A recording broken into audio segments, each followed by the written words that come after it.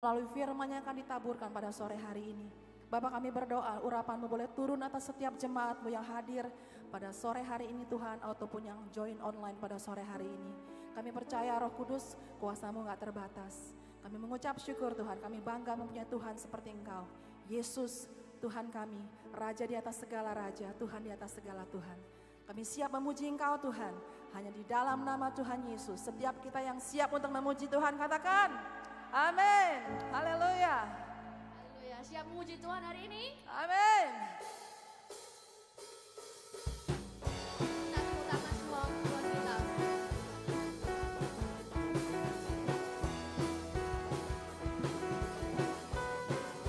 Kita mau bangkit berdiri, saudara.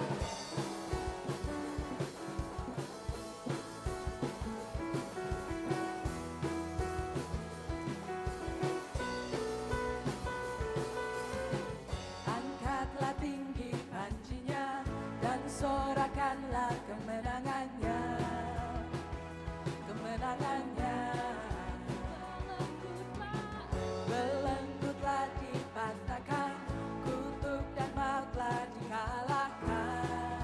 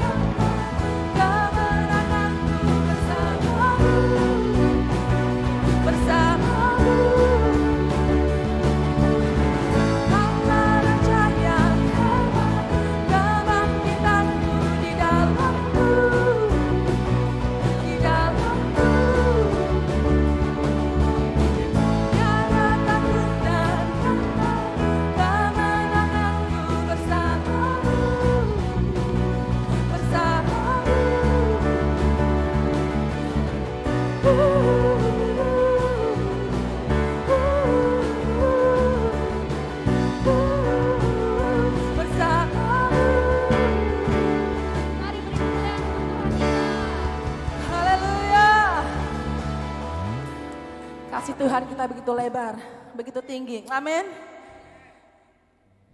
Masih siap untuk memuji Tuhan? Oke, haleluya. Yang mau menari buat Tuhan silakan. Saya percaya Roh Kudus ada di tempat ini.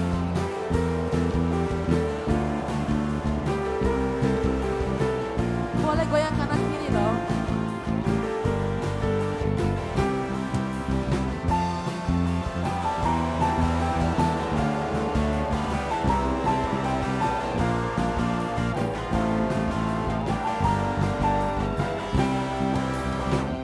Begitu besar kasih, tak tercurah bagi dunia.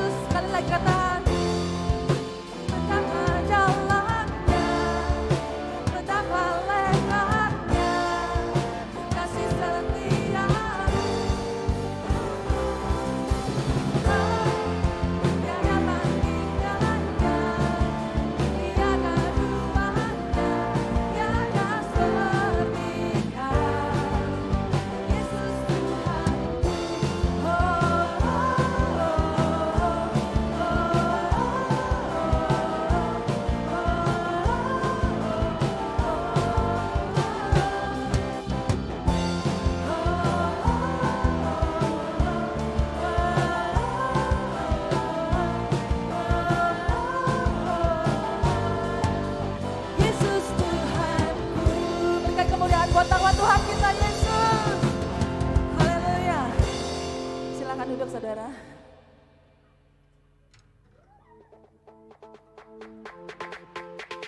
Tēnā tātou katoa, nau mai haere mai kia whiringa anuku. Ko tēnei te rongo mō te wiki. Informasi persembahan jemaat bisa memasukkan ke dalam kotak persembahan, juga bisa melalui transfer ke rekening gereja yang ada di layar. Untuk informasi lebih lanjut, kunjungi website www.ifgfwellington.org. Come and join us in prayer meeting this Friday, 7 p.m. at 61 Hopper Street, Mount Cook. Shalom para bapak-bapak, Men's Care bulan ini akan diadakan pada tanggal 15 Oktober, hari Sabtu jam 7 malam. Untuk keterangan lebih lanjut bisa menghubungi Anthony. Kia whakamanawa tia tātou e te atua, me kia pai tōkau te rātātou.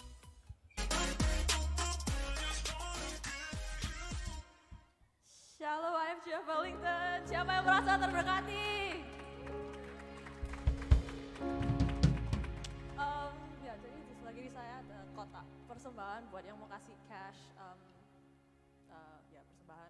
Sama kalau mau transfer ada di tadi nomor rekeningnya. Ya, jadi kita sekarang mau doa persembahan. Ya Bapa, terima kasih atas berkat yang telah Engkau berikan kepada kami. Semoga persembahan yang akan kami berikan benar-benar tulus dari hati kami, dan semoga persembahan ini dapat memuliakan nama-Mu dan memberkati sesama. Sekarang saya undang jemaat untuk berdiri. Kami akan berdoa Bapa kami bersama-sama. Bapa kami yang ada di sorga, dikuduskanlah nama-Mu. Datanglah kerajaan-Mu. Jadilah kehendak-Mu di bumi seperti di sorga. Berikanlah kami pada hari ini makanan kami yang secukupnya, dan ampunilah kami akan kesalahan kami, seperti kami juga mengampuni orang yang bersalah kepada kami. Janganlah membawa kami ke dalam pencobaan, tetapi lepaskanlah kami daripada yang jahat, karena Engkaulah yang mempunyai kerajaan dan kuasa dan kemuliaan sampai selama-lamanya. Amin. Sekarang saya mengundang anak-anak untuk maju ke depan.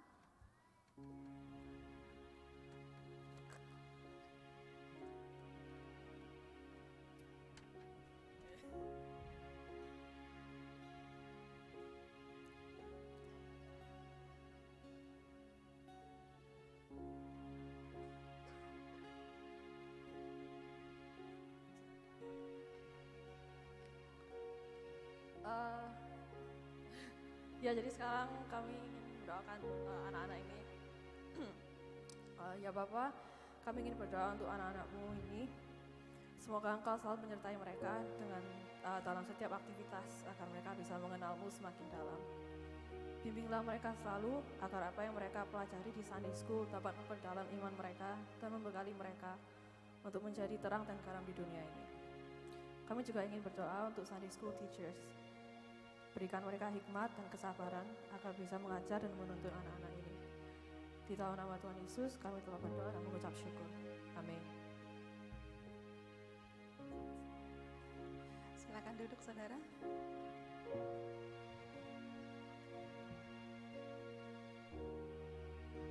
Haleluya.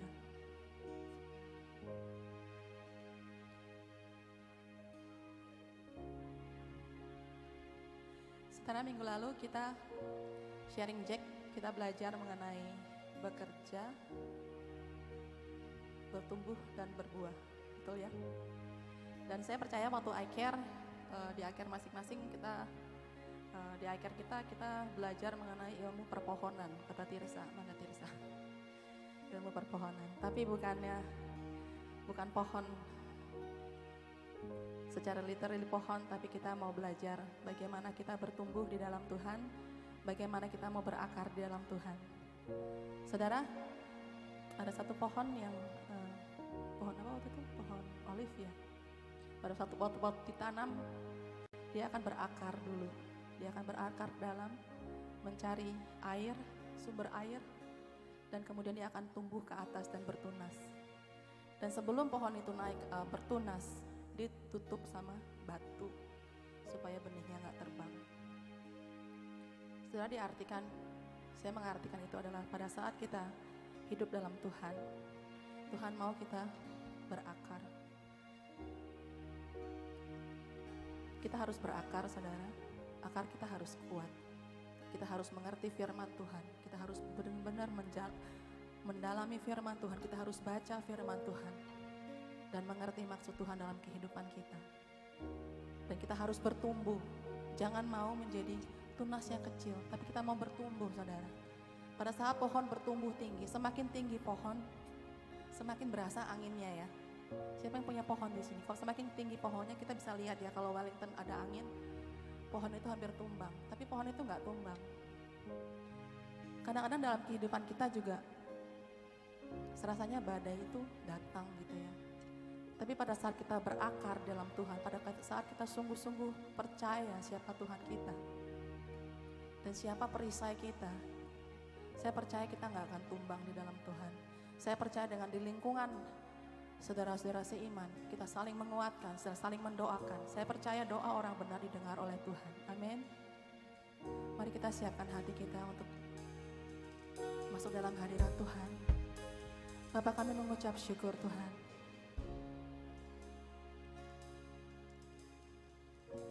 Kami mau Tuhan menjadi satu pribadi yang berakar dalam Engkau. Kami mau Tuhan menjadi satu pribadi yang mau Tuhan bentuk, yang mau Tuhan shape Tuhan seturut dengan firman-Mu Tuhan Yesus. Ajar kami Tuhan untuk mengerti firman-Mu. Ajar kami Tuhan untuk mengerti kehendak-Mu Tuhan dalam kehidupan kami.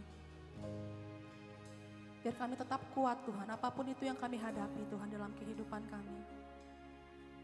Kami tetap mengandalkan Engkau dalam hidup kami Tuhan Yesus. Dan kami juga mau berbuah Tuhan. Buah yang Tuhan mau. Buah-buah roh yang Tuhan mau dalam kehidupan kami Tuhan. Biar kami boleh diubahkan Tuhan Yesus. Karena kami percaya karena Engkau salah satu-satunya perisai kami Tuhan. Haleluya.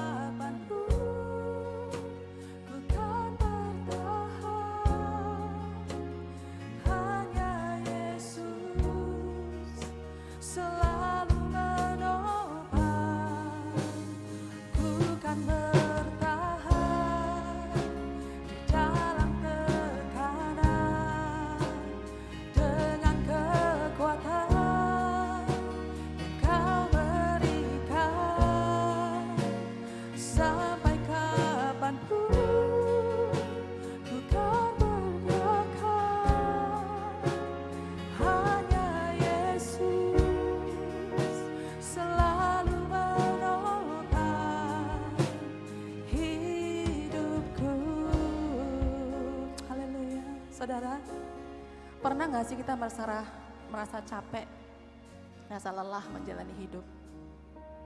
Kok kayaknya secara sadar gak saudara? Kalau badai hidup datang, kita bisa menyelesaikannya bersama Tuhan.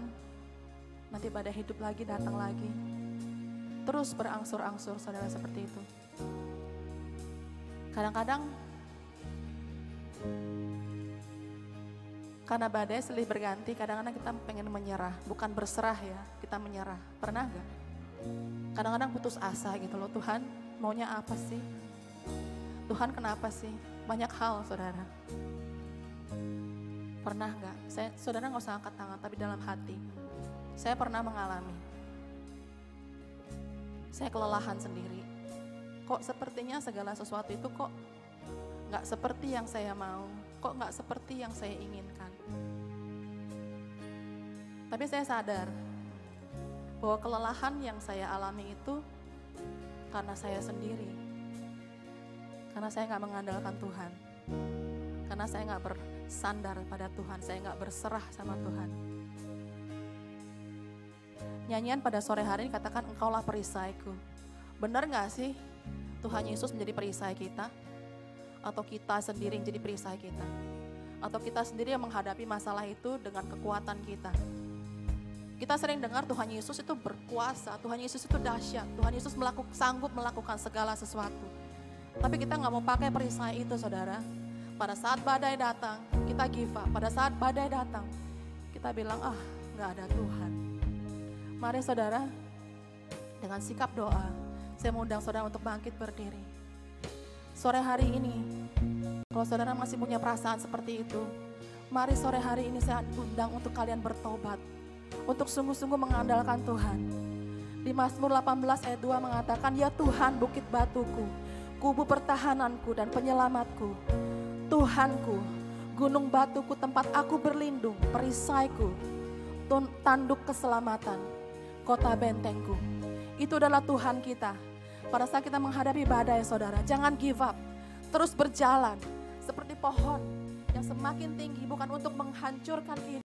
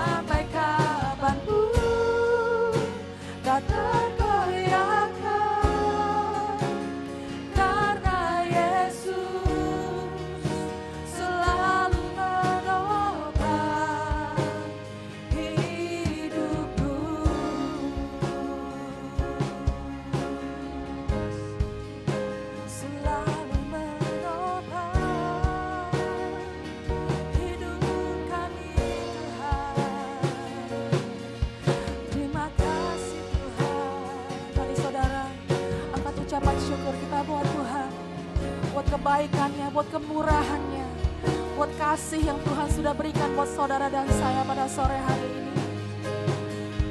Haleluya.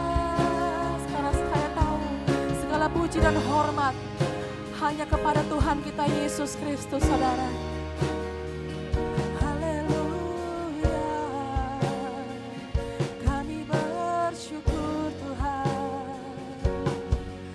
Haleluya, terima kasih Tuhan. Yesus, terima kasih Tuhan. Haleluya, haleluya,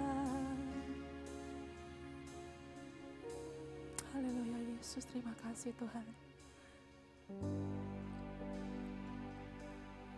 Tahukah saudara, pada saat kita dalam keadaan lemah, pada saat kita menaikkan ucapan syukur kita buat Tuhan, tanpa sadar kekuatan Tuhan boleh turun atas kita. Pada saat kita berserah, kita surrender sama Tuhan. Bukan dengan kekuatan sendiri, bukan dengan kesombongan sendiri. Pada saat kita sungguh-sungguh surrender dan bertobat di hadapan Tuhan, kita naikkan ucapan syukur kita. Kekuatan Tuhan turun atas setiap daripada kita. Kita boleh melewati setiap masalah demi masalah. Kita boleh melewati tantangan demi tantangan. Saudara, menjadi seorang Kristen gak akan lebih mudah. Menjadi seorang Kristiani yang sungguh-sungguh akan semakin sulit. Kita akan ditekan, kita akan dihimpit, kita akan dihina oleh orang. Tapi percaya bahwa Tuhan Yesus ada bersama dengan kita. Tapi satu hal, Dialah nama yang dipuji dan disembah. Gak ada Tuhan seperti Tuhan kita. Gak ada Tuhan lain tuh saudara yang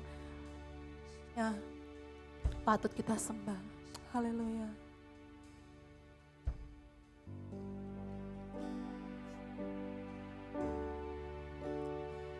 Sebab Kau layak terima pujian. Yes Tuhan. Sebab Kau layak terima pujian. Sebab Kau layak ku agungkan Yesus, Raja di atas segala raja. Sebab Kau layak, sebab Kau layak terima pujian. Sebab Kau layak terima pujian. Sebab Kau layak ku agungkan Yesus, Raja di atas segala raja.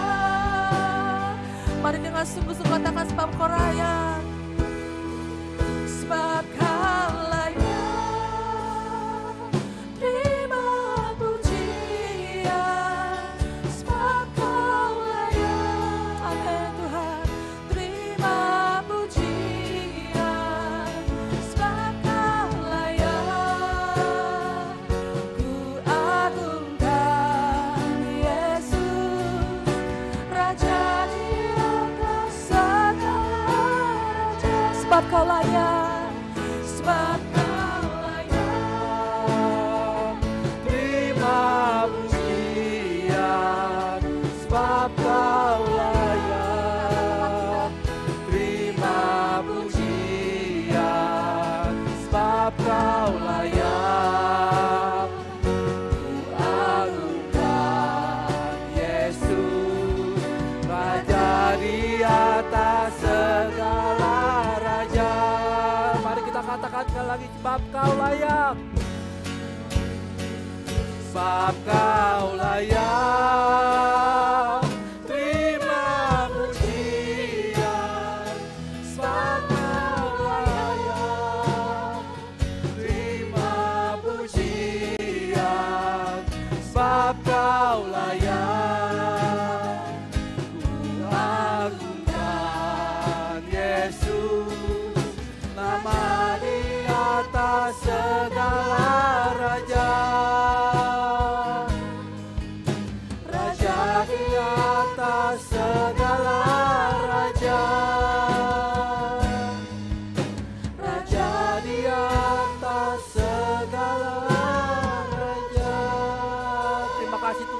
yang layak dipuji dan disembah. Terima kasih Tuhan. Kami mengucap syukur Tuhan, pada hari ini kami bisa datang ke dalam hadirat-Mu sekali lagi ya Tuhan. Kami mau sebentar ini mau masuk dalam firman-Mu ya Tuhan. Biarlah firman-Mu yang kami dengar hari ini ya Tuhan bisa menusuk setiap hati kami ya Tuhan.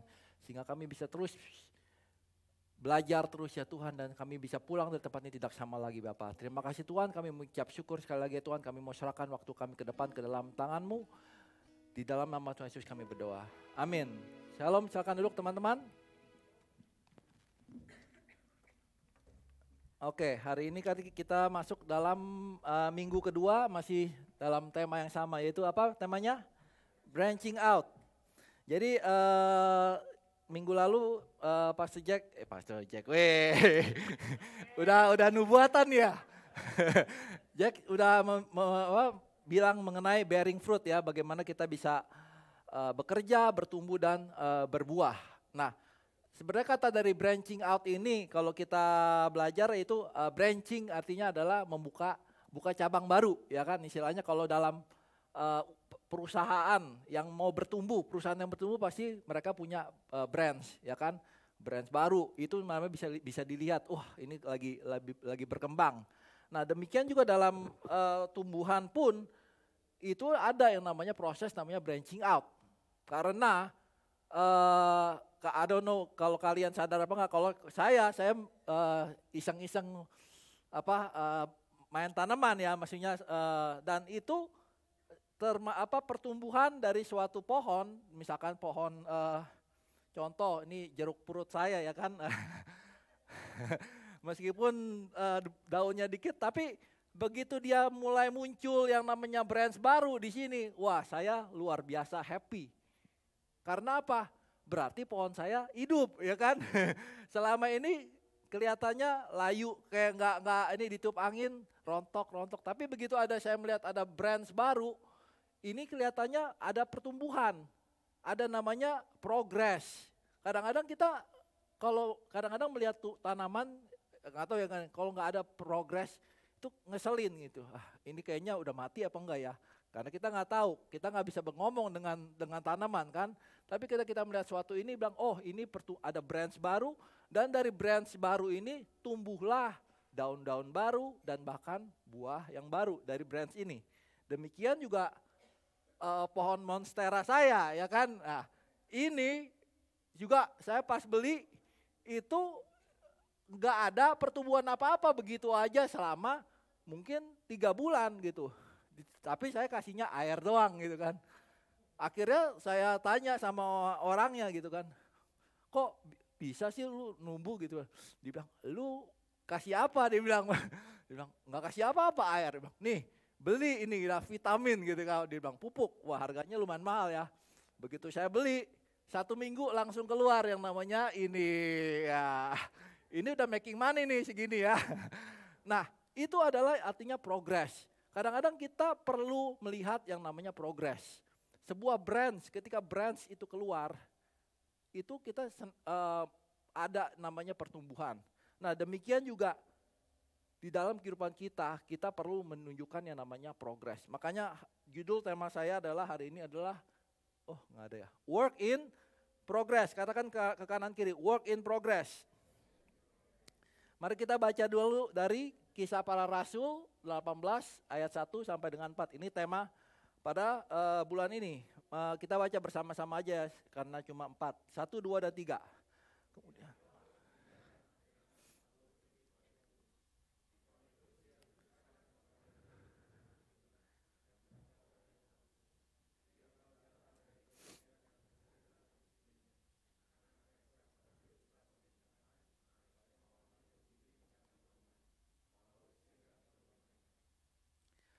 Dan karena mereka melakukan pekerjaan yang sama, ia tinggal bersama-sama dengan mereka. Mereka bekerja bersama-sama karena mereka sama-sama tukang kemah. Dan setiap hari Sabat, Paulus berbicara dalam rumah ibadat dan berusaha meyakinkan orang-orang Yahudi dan orang-orang Yunani. Nah kita ini masih sampai ke Paul Second Missionary Journey. Kalau yang bulan lalu kita belajar mengenai Paul First Missionary Journey. Kita lanjut karena ini kita masih membahas Kisah Rasul. Jadi kemarin itu Paulus tuh udah sampai di sini, yang dimana dia Lydia dan seluruh seisi keluarganya dibaptis, dan juga kepala penjara dan seluruh isi keluarganya dibaptis. Itu ada terjadinya di Filipi. Dan kemudian dia melanjutkan perjalanan sampai yang namanya dia di Korintus. Nah, di sini dia kemudian bertemu dengan yang namanya Priscilla dan Aquila. Oke. So, di sini dia bertemu dengan Priscilla dan Aquila. Siapa itu Priscilla dan Aquila? Ini adalah pertama kalinya nama ini muncul, Priscilla dan Aquila. Mereka itu adalah seperti yang kita bilang, adalah orang Jew, orang Yahudi yang datang dari Roma. Mereka datang dari Roma karena diusir oleh kaisar pada saat itu yang berkuasa. Mereka harus keluar dari Roma, sehingga akhirnya mereka melarikan dirilah ke Korintus ini. Dan mereka memiliki pekerjaan yang sama, yaitu the tent maker. Seperti Paulus juga sama-sama tent maker. Jadi pas mereka bertemu, oh sama-sama tent maker, ya sama dong gitu ya.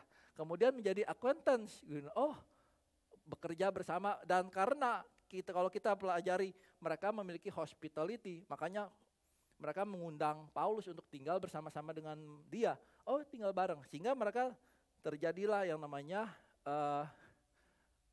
bersama-sama itu. Nah, ada 3 poin yang kita mau ambil dari sini. Oh, ini dia. Yaitu pertama work is a ministry. Oke? Katakan kanan kiri, work is a ministry. Kalau kira dalam 2 bulan terakhir kita sudah belajar ya, pertama mengenai come and sit. Bagaimana kita bertemu dengan orang, ya kan, kita bisa memberitakan firman Tuhan kepada orang-orang yang kita nggak kenal supaya mereka bisa mengenal Tuhan. Kemudian bulan lalu kita belajar mengenai as for me and my family, di mana kita fokus dengan family kita. Nah, hari ini kita mulai belajar mengenai work, di mana kita juga memiliki bisa untuk memberitakan kabar baik di dalam pekerjaan kita. Oke? Karena banyak orang yang merasa work is work, church is church gitu. Bahwa ketika mereka sedang bekerja di dalam dunia sekuler, Senin sampai Sabtu, itu mereka menjadi orang yang berubah. Ya kan? Baik dalam pekerjaan atau dalam usaha. Pokoknya ya Senin sampai Sabtu saya melakukan dengan demikian. Mungkin pekerjaannya ya yang nggak mendukung, yang mengharuskan orang-orang tersebut untuk misalkan melakukan korupsi dan sebagainya. Ya itu mereka lakukan, tapi hari Minggu mereka kembali seperti mengaku dosa dan melepaskan. Tetapi sebenarnya di dalam Tuhan itu tidak ada perbedaan. Work is a ministry. Tidak ada yang dibedakan pekerjaan duniawi dengan pekerjaan ini. Sebenarnya kalau kita bisa mempunyai prinsip yang sama, yaitu work is for glorifying God. Dan kita bekerja setiap hari is glorifying God. Amin. Work and ministry can be done together with the same purpose to glorify God's name. Katakan 1, 2, dan 3.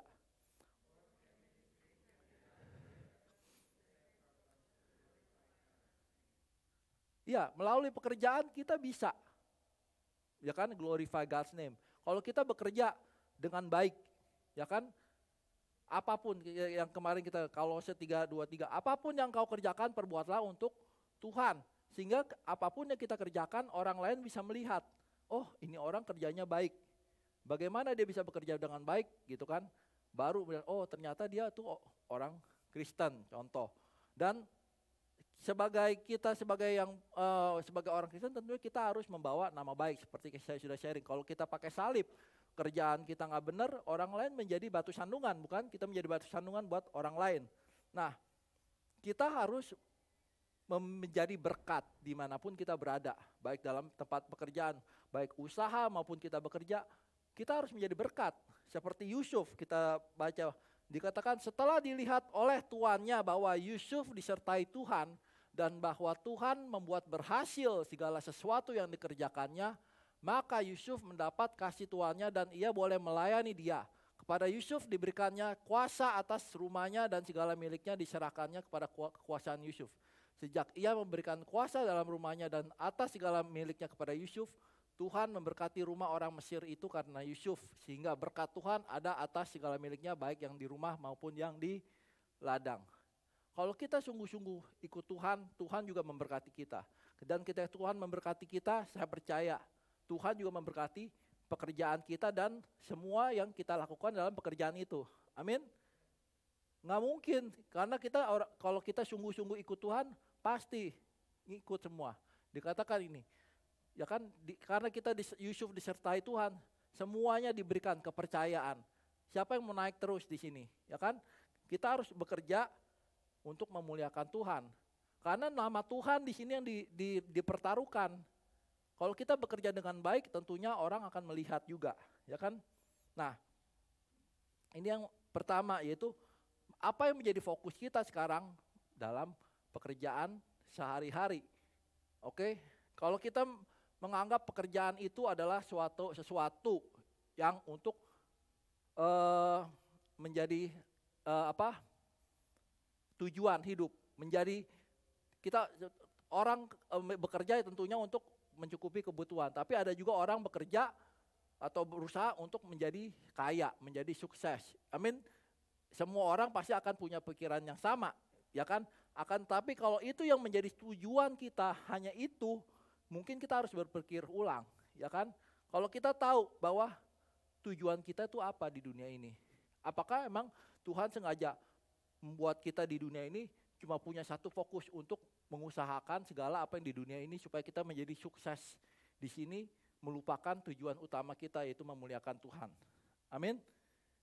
Bahwa tapi tujuan yang kita lakukan, pekerjaan yang kita lakukan di dunia ini adalah untuk memuliakan Tuhan. Work is a gift, not another God. Oke, work is a gift. Bagaimana kita bekerja, bagaimana kita berusaha, itu kita gunakan itu sebagai alat supaya kita bisa memuliakan Tuhan. Bukan sebagai Allah lain yang kita sembah. Oke? Jadi dari pekerjaan itu pun kita bisa menggunakan itu untuk menjadi alat untuk memberkati orang lain.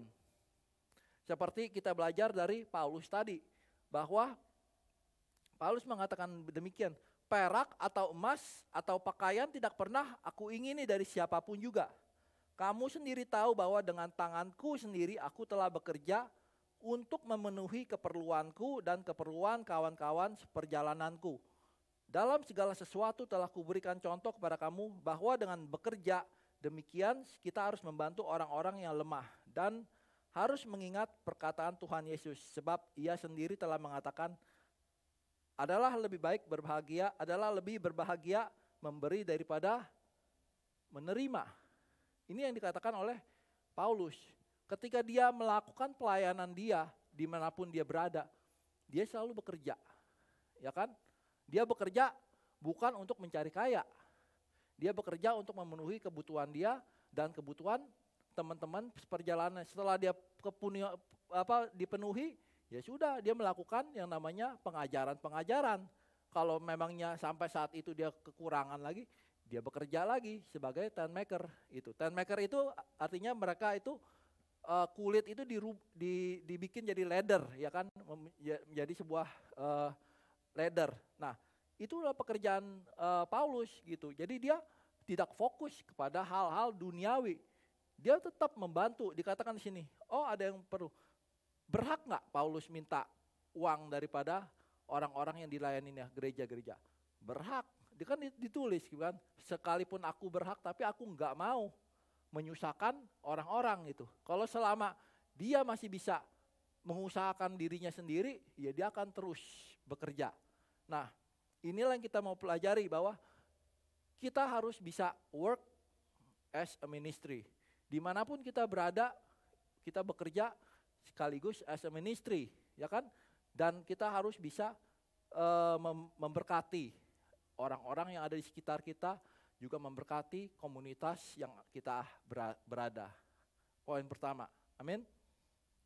Yang kedua yaitu adalah change of strategy is necessary. Katakan kanan kiri, change of strategy is necessary. Nah, Siapa yang main, yang suka nonton sepak bola ya di sini ya? Ya. Kira-kira ada nggak tim yang strateginya 4-4-2 aja terus gitu? Atau apa 4-3-3? Pokoknya main udah, dulu saya ingat ya, main apa championship manager ya, gak ngerti. Pokoknya 4-3-3 udah tiap ini play gitu kan. Ya lama-lama udah pasti tim musuh udah melihat, ini mah begini lagi kebaca ya kan. Nggak ada yang namanya pelatih itu memakai strategi yang sama. Selalu dia punya, ini tim ini formatnya bagaimana. Dia tentu mengeluarkan format yang berbeda-beda untuk mengalahkan tujuannya, ya kan? Nah, ketika Paulus juga sama, dia bilang, ketika Silas dan Timotius datang dari Makedonia, Paulus dengan sepenuhnya dapat memberitakan firman di mana ia memberi kesaksian kepada orang-orang Yahudi bahwa Yesus adalah Mesias. Tetapi ketika orang-orang itu memusuhi dia dan menghujat, ia mengebaskan debu dari pakaiannya dan berkata kepada mereka, biarlah darahmu tertumpah ke atas kepalamu sendiri, aku bersih, tidak bersalah. Mulai sekarang, aku akan pergi kepada bangsa-bangsa lain. Ya kita waktu bulan lalu belajar ya, apa kebaskan debu ya. Artinya apa sudah tahu ya. Bahwa ini juga dilakukan oleh Paulus. Gua udah coba untuk memberitakan Injil supaya kalian itu bisa percaya. Ini orang-orang Jew. Tetapi mereka itu menolak istilahnya. Dan apa yang Paulus katakan. Oke, mulai sekarang gua rubah strategi. Gue nggak akan lagi memberitakan firman kepada orang-orang Jew, tapi kepada bangsa-bangsa lain. Nah inilah strategi pertama yang Paulus rubah. Nah kemudian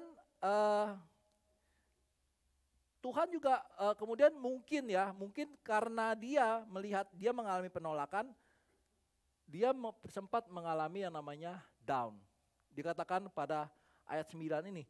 Pada suatu malam berfirmanlah Tuhan kepada Paulus di dalam suatu penglihatan. Dia bilang, jangan takut, teruslah memberitakan firman dan jangan diam. Sebab aku menyertai engkau dan tidak ada seorang pun yang akan menjamah dan menganiaya engkau. Sebab banyak umatku di kota ini.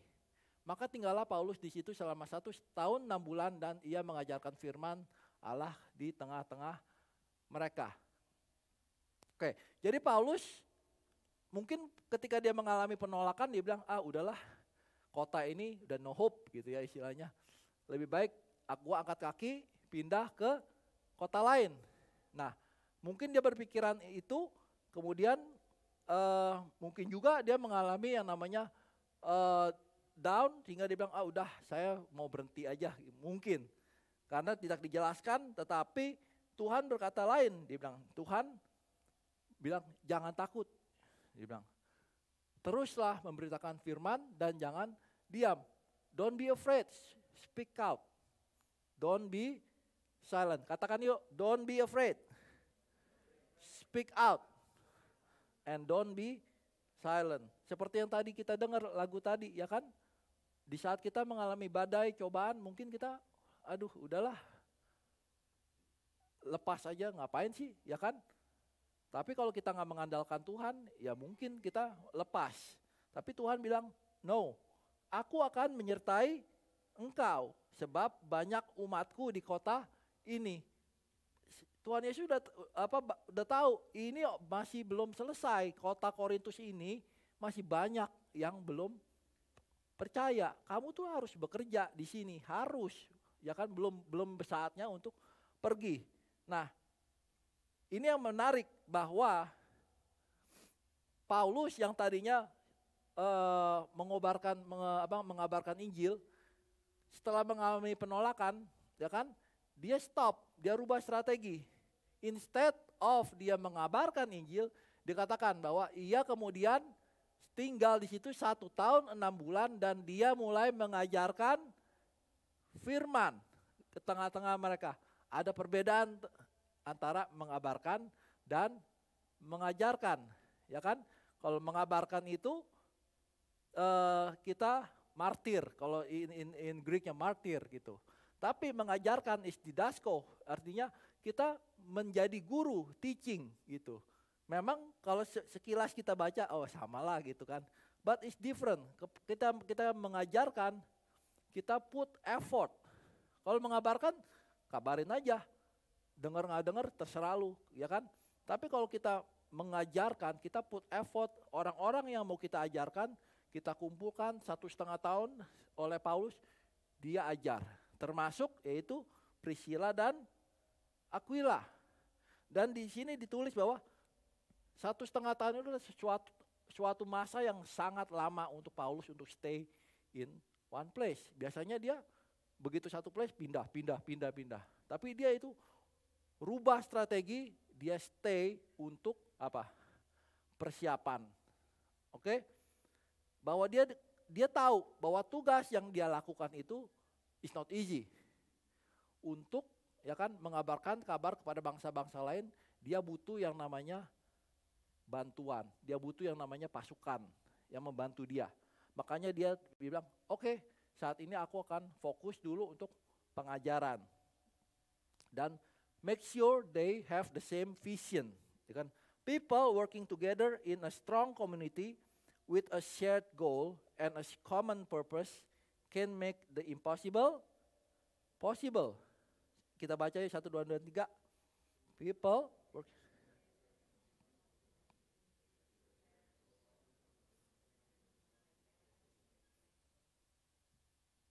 Ya apa yang impossible bisa possible kalau kita bekerja bersama-sama. Ya kan? Dan with a shared and common purpose. Apa common purpose-nya? To glorify God. Ya kan? Paulus bilang, kita mau mempermuliakan Tuhan, kita mau supaya firman ini dikabarkan dimanapun. Tapi dia mulai dulu yang namanya pengajaran. Nah, pada saat dia memulai pengajaran itu kepada orang-orang, apakah dia tahu bahwa orang-orang ini akan ditempatkan di mana? Enggak. Dia cuma bilang, oke, aku ada beberapa orang di sini. I will start teaching them, preparing them for a new branch. Regardless dia orang udah punya kerjaan atau nggak punya kerjaan, nggak peduli. Yang penting saya persiapan dulu. Oke? Let's go to the next point, yaitu preparing the next generation. Oke? Kita harus prepare the next generation. Masih ingat sharing yang di Present Worship Night mengenai 5 gadis bijaksana dan 5 gadis bodoh, ya kan? Yang Tirsa sharing kemarin bawah. Apa yang membedakan antara 5 gadis yang bijaksana dengan 5 gadis yang bodoh? Yaitu persiapan. 3 poin yang dia katakan adalah, yang pertama yang bedain gadis bijaksana dan bodoh adalah terletak pada persiapannya. Yang kedua adalah mengenal Tuhan itu penting, tetapi jauh lebih penting itu dikenal oleh Tuhan. Yang ketiga yaitu kesuksesan itu terjadi ketika kesempatan bertemu dengan persiapan. Persiapan bertemu dengan kesempatan. Kita mungkin boleh melakukan persiapan terus, tapi ketika kita nggak ada ketemu kesempatan, ya kita selamanya bersiap. Nggak ada yang nothing wrong with that, ya kan? Selama kita bersiap terus, tapi begitu ada kesempatan kita bisa langsung maju, ya kan? Seperti dalam pertandingan sepak bola, sekali lagi. Suatu tim sepak bola yang pintar, dia akan mempunyai reserve, substitute, ya kan? Ada nggak tim yang berani pergi bertanding cuma dengan 11 players, nggak membawa substitute players? Nggak mungkin, apalagi dalam rugby. Pasti mereka memiliki cadangan pemain. Dan cadangan pemain itu bukan berarti orang-orang yang kagak bisa main, enggak juga, ya kan? Orang-orang itu sengaja memang sudah dipilih, dilatih untuk bisa sewaktu-waktu kapanpun lagi ada injury masuk, ya kan? Dan pemain-pemain cadangan ini bukan berarti dia nggak belajar, mereka tetap belajar hal yang sama dengan the main players, ya kan? Strategi apa mereka pelajari. Setiap training mereka latihan bareng nggak? Latihan bareng. Bahkan pada saat pertandingan pun meskipun mereka duduk di kursi, tetap mereka melihat, oh ini pertandingan lagi bagaimana gitu kan. Sang pelatih pun akan bilang, oh nanti kamu kalau masuk ini nanti kamu akan jagain siapa dan ini. Mereka tetap melakukan namanya mengikut. Nah begitu ada injury langsung masuk gitu, langsung tukar dan mereka sudah siap. bukan begitu pas injury, coachnya bingung. Wah siapa nih yang bisa dimasukin? Nggak ada orang. Nah demikian juga kita dalam bergereja juga kita perlu namanya persiapan. The next generation. Kalau seandainya kita nggak punya persiapan, tiba-tiba ada yang contoh kayak misalkan dulu ya kita Christmas aja, begitu Christmas pada pulang langsung deh, ya, nggak ada yang main musik dan sebagainya. Karena nggak ada pemain cadangan. Tapi kalau kita sudah punya enough preparation, kita begitu ada orang, oke, kayak seperti nanti di end of the year, siapa yang pulang? Oke, list dulu. Oke, sekarang kita, reserve player kita siapa? Gitu. Itulah kita taruh, ya kan? Sekali lagi, no disrespect about reserve player ya.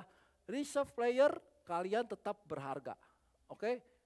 Karena kalian itu juga ikut andil.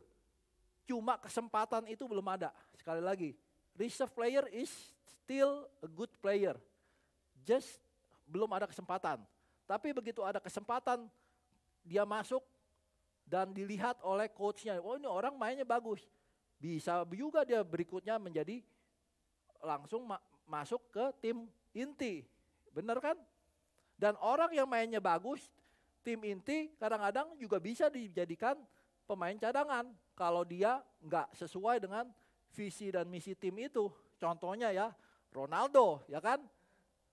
Jago nggak dia? Jago. Tapi belakangan ini jadi cadangan kan? Kenapa? It's not about skills. It's about the vision and the mission, the teamwork. Ya kan? Kalau coachnya bilang, lu mesti ngebantuin misalnya gini. Enggak, gua bisa main sendiri gitu. Enggak bisa. Kita namanya teamwork. Teamwork kita harus bekerja bersama. It's not about skills. Nah sekali lagi, pemain cadangan itu bukan berarti kalian less skills atau enggak. No, kalian juga harus cuma butuh improvement dan ketika kesempatan itu datang, kamu go out there and you udah perform. Dan itulah yang satu hal, yaitu about teamwork, about getting ready. Nah, kedua itu komitmen tentunya ya kan. Kita yang belajar yang Markus dan Barnabas. Padahal udah diajarin skill, tiba-tiba disuruh ikut berlayar, pulang dia. Nah itu, kita nggak boleh menjadi orang yang kayak begitu. Harus punya teamwork, harus punya yang namanya komitmen. Nah, perjumpaan antara Paulus dengan Priscilla dan Aquila ini ya suatu kebetulan. Ya kan, mereka bertemu, kemudian mereka bisa tinggal bareng, itu juga kebetulan kan, sama-sama tent maker.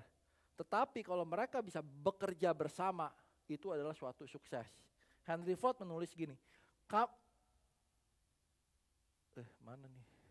coming together is a beginning, keeping together is a progress, working together is success. Kalian bisa come and go, ya kan? Come and go is a beginning. Oh, newcomers gitu, ya kan? Terus kalian stay di sini, keeping together is also a progress. Oh, ini udah mulai nyaman di gereja kita, ya kan? Mulai bertumbuh, mulai. But the last part, working together, itu belum tentu kita bisa work together kalau kita nggak memiliki visi, misi, dan semuanya yang sama. Amin. Makanya Paulus memiliki persiapan dulu. Diajarkan semua dan akhirnya Priscilla dan Aquila itu berbuah. Meskipun Paulus nggak pernah expect dia akan berbuah. Dikatakan ketika Paulus tinggal beberapa hari lagi di Korintus, lalu ia minta diri kepada saudara-saudara di situ dan berlayar ke Syria. Sesudah ia mencukur rambutnya di Kengkrea karena ia telah bernasar, Priscilla dan Aquila menyertai dia. Lalu sampailah mereka di Efesus. Paulus meninggalkan Priscilla dan Aquila di situ. Ia sendiri masuk ke rumah ibadat dan berbicara dengan orang-orang Yahudi. Jadi setelah 1,5 tahun, Paulus memiliki misi baru, yaitu dia akan pergi ke Syria. Tadi pada saat dia mau ke Syria, dia stop dulu di suatu kota yang namanya Efesus. Dan ketika dia di Efesus, ketika dia sampai di kota itu, ada yang namanya chance, yaitu kalau kita baca berikutnya adalah datang seorang ke Efesus, seorang Yahudi yang bernama Apolos yang berasal dari Alexandria. Ia seorang yang fasih berbicara dan sangat mahir dalam soal kitab suci. Ia telah menerima pengajaran dalam jalan Tuhan. Dengan bersemangat ia berbicara dengan teliti ia mengajar tentang Yesus. Tetapi ia hanya mengetahui baptisan Yohanes. Ia mulai mengajar dengan berani di rumah ibadat. Tetapi setelah Priscilla dan Aquila mendengarnya, mereka membawa dia ke rumah mereka dan dengan teliti menjelaskan kepadanya jalan Allah. Nobody knows Priscilla dan Aquila berbuah kepada Apollo. Ya kan? Di saat perjalanan mereka sampai di Efesus, dia bilang, "Oh, ini ada orang nih, Apolos, perlu diajarin." Tentunya saat itu Paulus sudah siap. "Oh, gue punya orang." Ya kan? "Kamu stay di sini." Paulus berangkat ke Syria. Bayangkan kalau Paulus enggak memiliki Priscilla dan Aquila, apa yang akan terjadi? Dia lagi aja yang stay. Ya kan? Dia yang ngajarin. Akibatnya apa? Ya bisa, tapi pertumbuhan itu enggak naik, ya kan? Stagnan. Karena dia lagi. Kalau ini lu lagi istilahnya. Kita harus berani untuk bisa branching out, multiplikasi. Itu adalah yang harus kita kerjakan.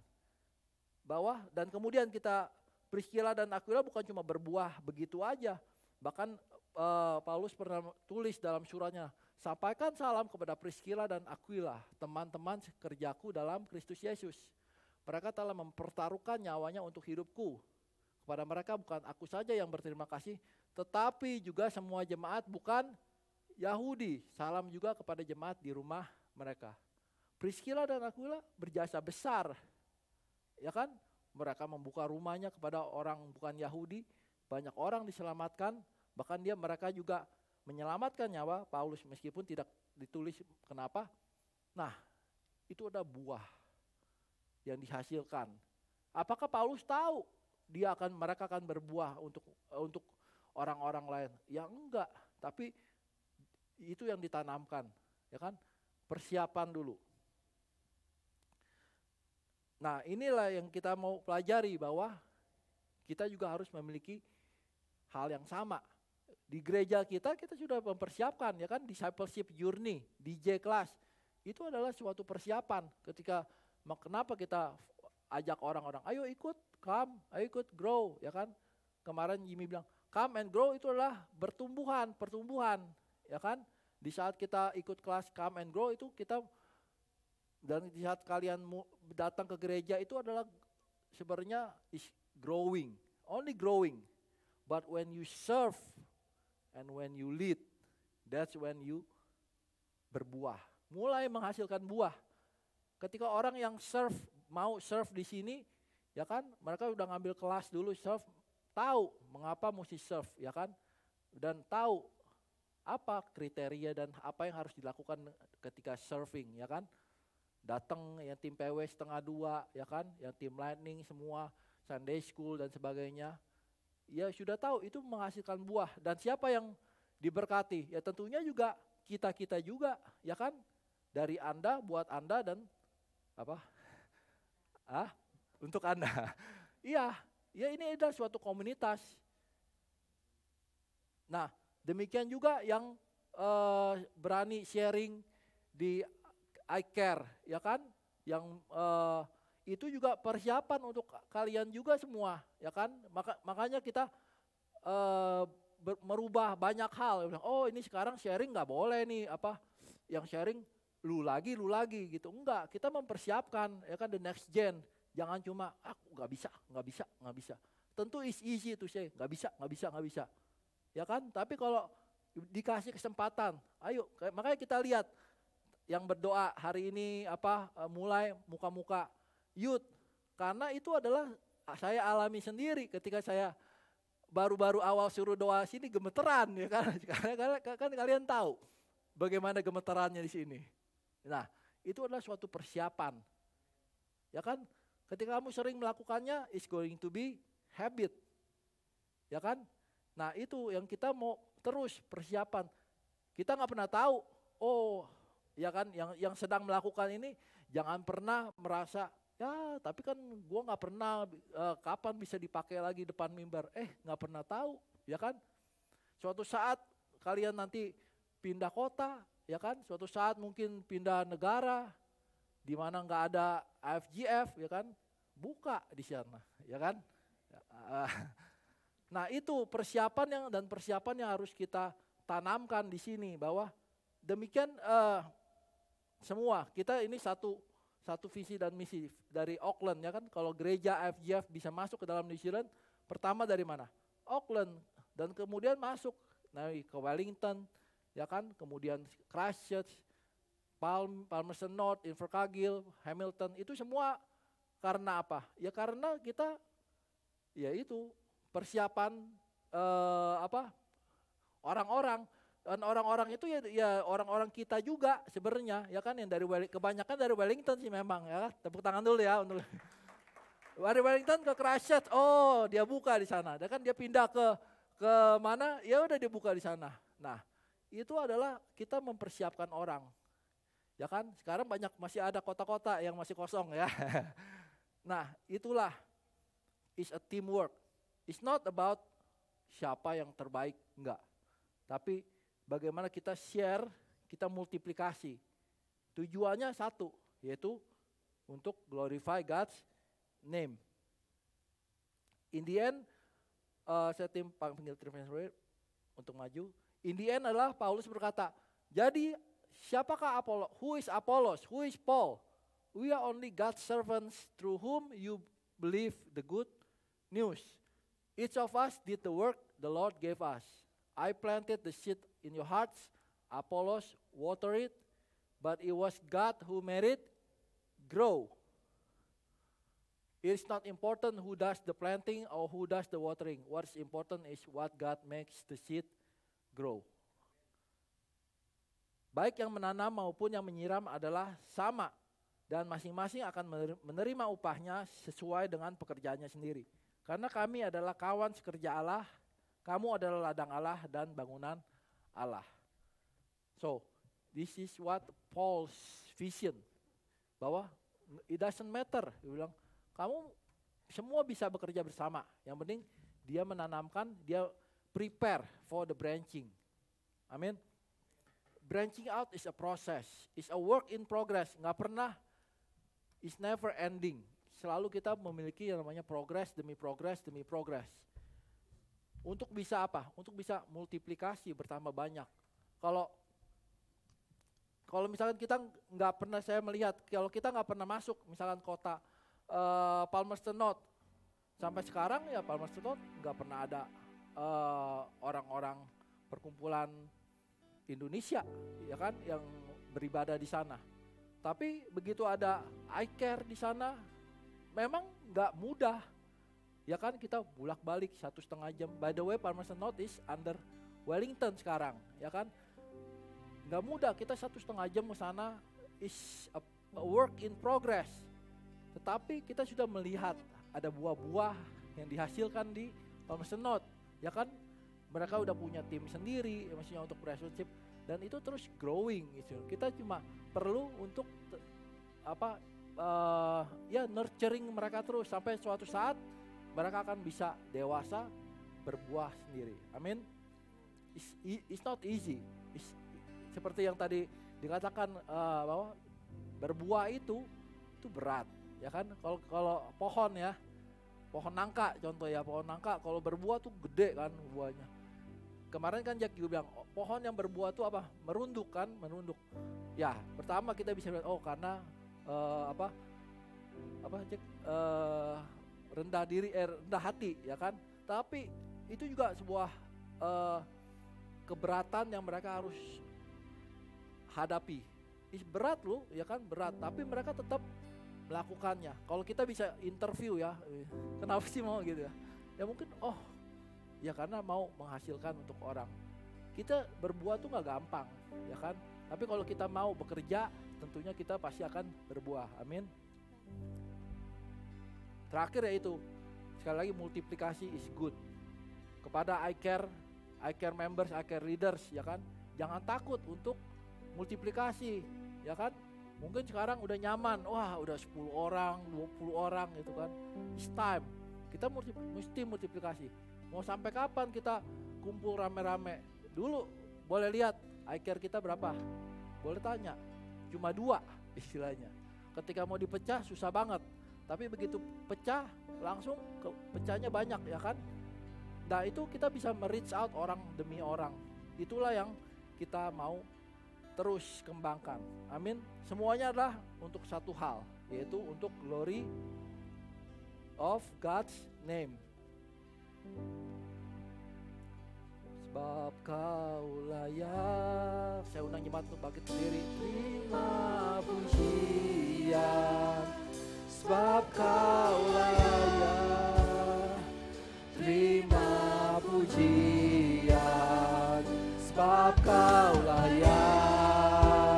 Ku agungkan Yesus, Raja di atas segala raja.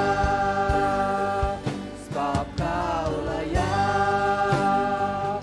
Terima pujian, sebab kau layak.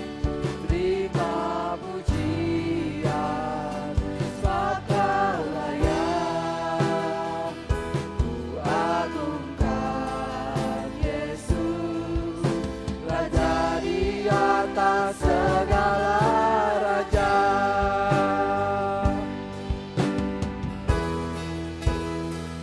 Sebab kau layak. Terima pujian, sebab kau layak. Terima pujian, sebab kau layak. Ku agungkan Yesus, Raja di atas segala raja. Terima kasih Tuhan, sebab Engkaulah yang layak terima pujian ya Tuhan. Bukanlah hamba-hambamu ya Tuhan. Semua pekerjaan kami ya Tuhan, apapun yang kami lakukan ya Tuhan, ajar kami ya Tuhan, semuanya untuk demi kemuliaan nama-Mu ya Tuhan. Ajar kami ya Tuhan, working is a ministry ya Tuhan. Dimanapun kami ditempatkan ya Tuhan, ajar kami untuk terus bisa memuliakan nama-Mu ya Bapa. Dimanapun kami ditempatkan Tuhan, baik dalam sekolah kami, dalam segala pekerjaan kami ya Tuhan, segala usaha kami ya Tuhan, biarlah hanya nama-Mu saja ya Tuhan. Biarlah orang-orang bisa melihat ya Bapa,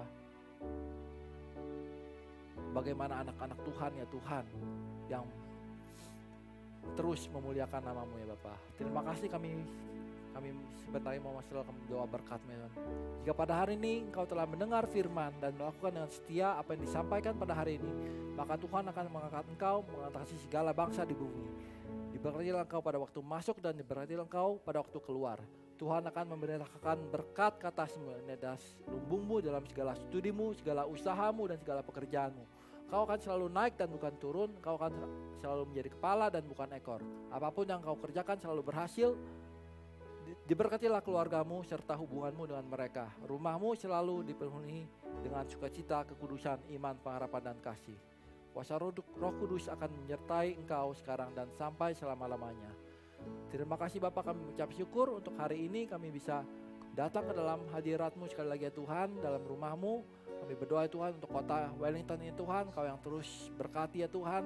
Biarlah ya Tuhan kami bisa dipakai ya Tuhan untuk menjadi perpanjangan berkat-Mu ya Tuhan di kota Wellington ini Tuhan, bisa menjadi terang dan garam dunia-Mu ya Bapa.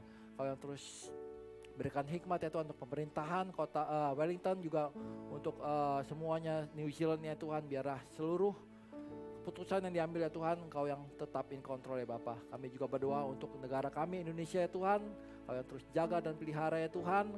Kami berdoa untuk Bapak Presiden Jokowi ya Bapa ya Tuhan, dan untuk pemerintahan paling atas sampai bawah ya Tuhan. Biarlah Engkau terus berikan hikmat-Mu ya Tuhan turun atas mereka ya Bapa.